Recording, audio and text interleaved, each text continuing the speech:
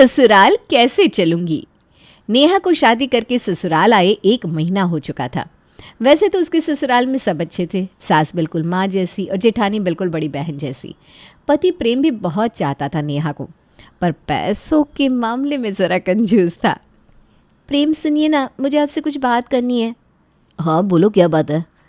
वो हमारी शादी को 1 महीना हो गया है, आपने अभी तक मुझे 1 रुपया भी नहीं दिया। मुझे थोड़े पैसे चाहिए थे, मुझे पार्लर जाना है। पैसे चाहिए? अरे किस बात की कमी है तुम्हें घर में? और वैसे भी शादी पे मेकअप का इतना सामान मिला है, अभी और किस चीज़ की ज़रूरत पड़ गई तुम्हें जो पार्लर जाना है? अरे पर मैं क्या कह रही हूँ कि मुझे यहाँ किसी बात की कमी है, पर पॉकेट मनी तो बनती है ना। नीरज भैया भी तो देते हैं भाभी को, और मेरे मायके में भी पापा आज तक मम्मी को पॉकेट मनी देते हैं। और हाँ, मेकअप का कितना भी सामान मिला लो, महीने में 1 बार तो पार्लर जाना ही होता है। आईब्रो बनवाने होते हैं, फेशियल करवाना होता है, और भी बहुत से काम होते हैं। बस बस बस, अपने मायके का रूल यहाँ मत चलाओ। और रही बात नीरज भैया की, तो उनके जितने पैसे नहीं है मेरे पास फिजूल में उड़ाने के लिए। बैंक में जॉब करता हूँ, इसका मतलब ये नहीं कि बहुत पैसे हैं मेरे पास। पूरे महीने की कड़ी मेहनत के बाद सैलरी मिलती है मुझे। तुम्हारे फालतू के शौक में उड़ा नहीं सकता उसे। अरे पर देखो नेहा, पॉकेट मनी तो नहीं मिल सकती तुम्हें, और तुम्हें चाहिए ही क्यों पैसे? पूरा दिन घर पर ही तो रहती हो, इतना मेकअप और ये सब करके क्या करोगी? कहीं जाती हो तो बस मेरे साथ। जब मुझे तुम्हारी शक्ल से कोई प्रॉब्लम नहीं है तो तुम्हें क्यों है? ये सब फालतू की बातें सोचना बंद कर दो।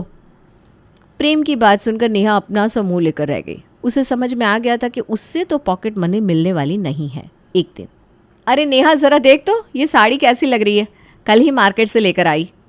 वाह भाभी, ये तो सच में बहुत सुंदर है। कितने में ली आपने? अरे वो दुकानदार तो 3,000 बोल रहा था, पर मैंने भी बार्गेनिंग में सबको पीछे छोड़ रखा है। पूरे 500 रुपये तड़वा कर लिए, 2,500 की पड़ी मुझे। 2,500? इतनी महंगी साड़ी? अरे कहाँ महंगी है, अब इतने के बिना कहाँ मिलती है अच्छी साड़ी। अच्छा तू वो छोड़, देखना इस साड़ी के मैचिंग की ईयरिंग और कंगन भी लेकर आई हूँ। अच्छा लग रहा है ना? बहुत सुंदर है भाभी, और आप पर ना बहुत जच भी रहा है। पर इतने पैसे कैसे खर्च कर लेती हो आप? मुझसे तो कोई 100 रुपये भी मांगे तो नहीं मिलेंगे मेरे पास। अब क्या बताऊँ नेहा, इस मामले में मैं ना बहुत लकी हूँ। तेरे जेठ जी हर महीने 2,000 रुपये देते हैं मुझे पॉकेट मनी। Pocket money? कितने अच्छे ना नीरज भैया। प्रेम तो मुझे एक फूटी कौड़ी नहीं देता, ऊपर से पैसे की बात आते ही 4 बात और सुना देते हैं। अरे कोई बात नहीं नेहा, प्रेम नहीं देता तुझे पैसे तो क्या हुआ, तेरी बड़ी बहन है ना, तुझे जो भी चाहिए मुझसे कहा कर, मैं दिलाऊंगी तुझे। तू चाहे तो ये साड़ी तू ही रख ले। रवीना को नेहा का मायूस चेहरा देखकर अच्छा नहीं लगता, और वो अपनी देवरानी का मन बहलाने के लिए कहती है। पर नेहा को ये सुनकर अपनी हालत पर और भी तरस आने लगता है। वो ज़बरदस्ती मुस्कुरा कर कहती है, अरे नहीं नहीं भाभी, ये साड़ी तो आप बहुत शौक से अपने लिए लेकर आई थी ना, ये मैं कैसे ले सकती हूँ? वैसे भी अभी मेरे पास ना शादी में मिली बहुत सारी साड़ियाँ हैं। ठीक है, पर तुम्हें कभी भी कुछ भी चाहिए ना मुझसे कहना। जी भाभी। रवीना मुस्कुराती है और अपने कमरे में चली जाती है। नेहा अपने कमरे में बैठी अपनी किस्मत को कोसने लगती है। एक नीरज भैया है जो भाभी का कितना ख्याल रखते हैं, उन्हें पॉकेट मनी देते हैं, और एक प्रेम है, 1 पैसा नहीं देते, और ऊपर से पैसे मांगो तो कहते तुम्हें क्या ज़रूरत है पैसों की, पूरा दिन घर पर ही तो रहती हो। इससे तो अच्छा मैं मायके में ही थी, जब जी करता कभी पापा से कभी भैया से कुछ पैसे ले ही लेती थी। वो भी क्या दिन थे। तभी नेहा की सहेली प्रिया का फ़ोन आता है। प्रिया का फ़ोन देखकर नेहा बहुत खुश हो जाती है। अरे क्या हुआ मैडम, शादी के बाद से ना कोई कॉल ना मैसेज, हमें तो भूल ही गई तू। शादी से पहले तो बड़ा कह रही थी अब तो एक ही शहर में है, हमेशा टच में रहेंगे। अरे नहीं नहीं, ऐसी बात नहीं है। नया नया ससुराल है ना, तो नए माहौल को समझने में ज़रा मुश्किल तो होती है। बस उसी में बिज़ी थी, पर अब मिलते हैं ना एक दिन, मुझे भी थोड़ा ब्रेक चाहिए इन चीज़ों से। देख तेरी शादी में तो आई नहीं थी मैं, तो वो पार्टी भी ड्यू है तेरी तरफ से। तू कहे तो इस संडे किसी अच्छे से रेस्टोरेंट में लंच पर चलते हैं, पर हाँ बिल तुझे देना पड़ेगा। भाई इतने बड़े घर की बहू है तू, तो अब ऐश होगी तेरी वहाँ, दोस्तों पर इतना खर्चा करना तो बनता है तेरा। प्रिया की बात सुनकर एक बार फिर नेहा का मुंह लटक जाता है। बड़े घर की बहू ज़रूर थी नेहा, पर रेस्टोरेंट का बिल देने के लिए पैसे कहाँ थे उसके पास। वो बहाना बनाते हुए कहती है, अरे नहीं नहीं, रेस्टोरेंट क्यों जाना है, घर पर ही लंच कराती हूँ ना मैं। अरे मेरे हाथों का कमाल भी देख कभी, और मेरे ससुराल वालों से भी मिल ले।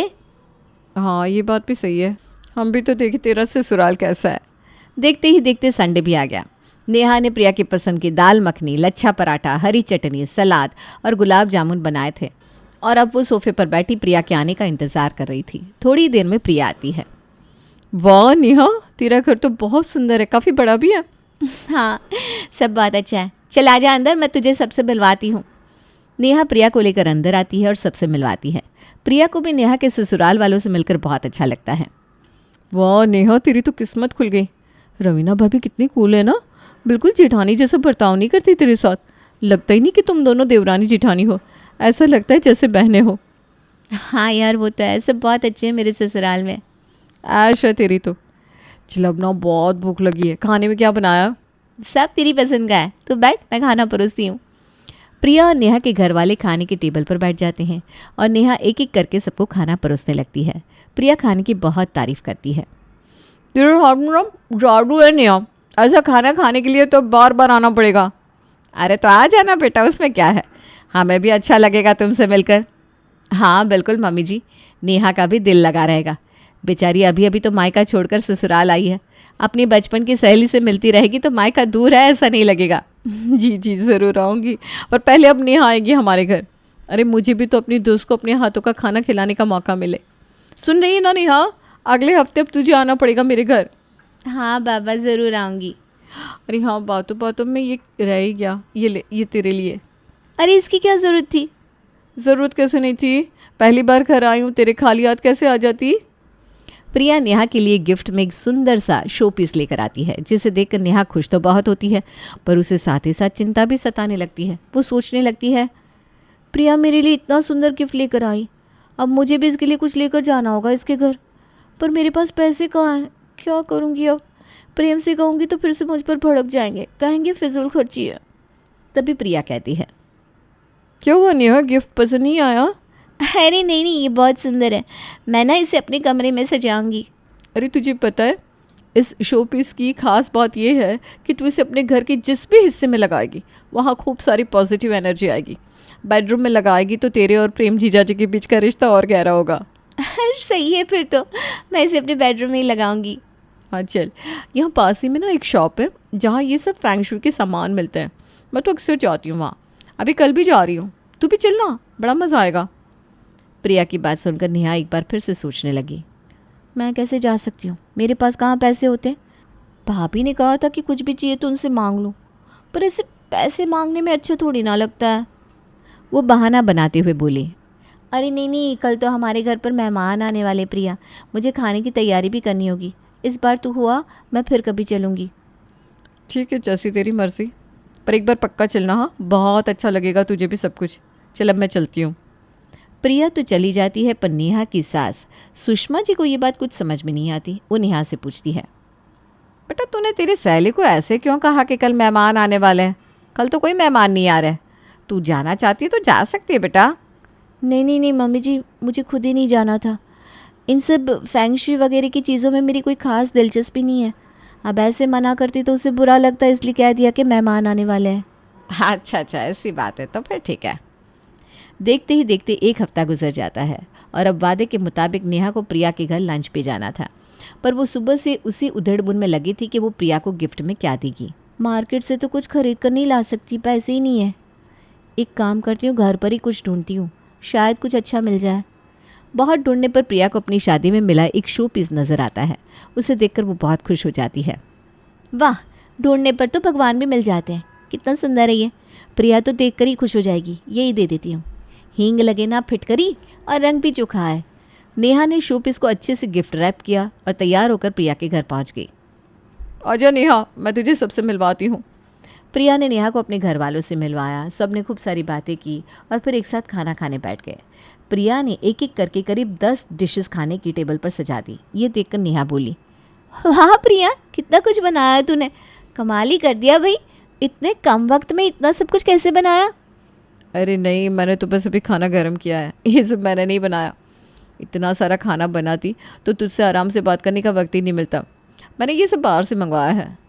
ओह तेरा सही है यार, प्रेम को ना बाहर से कुछ भी मंगवाना पसंद नहीं है। कहते हैं मेरी जेब का हाल बेहाल मत करो, जो बनाना है घर पर ही बना लो। अरे ये सारे पति एक जैसे होते हैं, मैं भी अगर इनसे बोलने जाऊंगी तो यही सुनने को मिलेगा। ये सब तो मैंने अपने पैसों से मंगवाया। अपने पैसों से? तू भी पैसे कमाती है? अरे नहीं, मुझे पैसे कमाने की क्या ज़रूरत है? मुझे जो हर महीने पॉकेट मनी मिलती है ना, उसी से मंगाया है ये सब।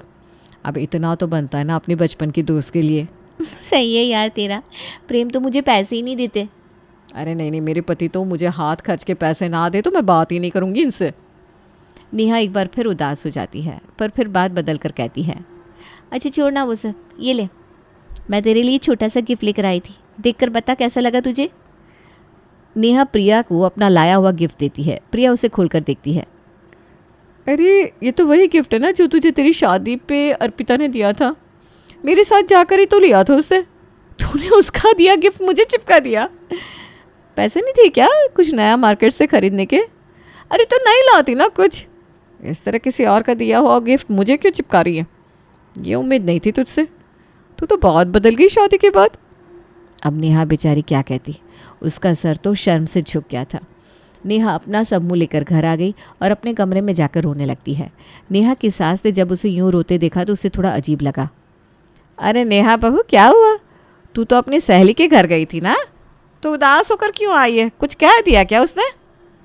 पर नेहा ने अपनी सास से कुछ नहीं कहा।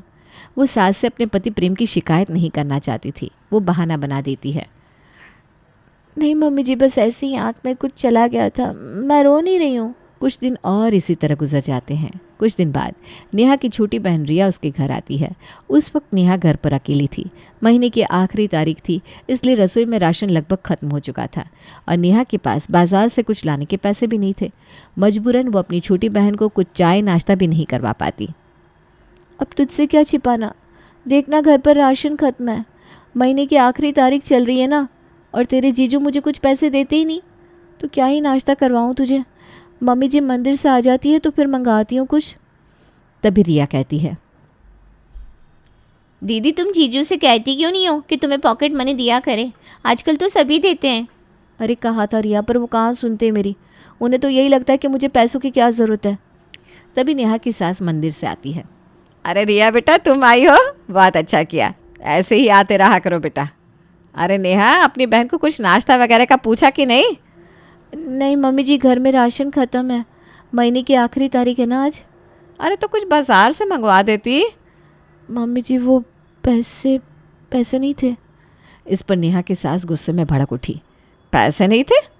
प्रेम देता तो है तुझे जेब खर्ची के पैसे, एक बार उसी से कुछ ले आती। मैं आकर दे ही देती तुझे पैसे। इस तरह अपने मायके वालों के सामने ससुराल वालों की बेइज्जती कराना अच्छा लगता है क्या? अब रिया से रहा नहीं गया, वो बीच में बोल पड़ी।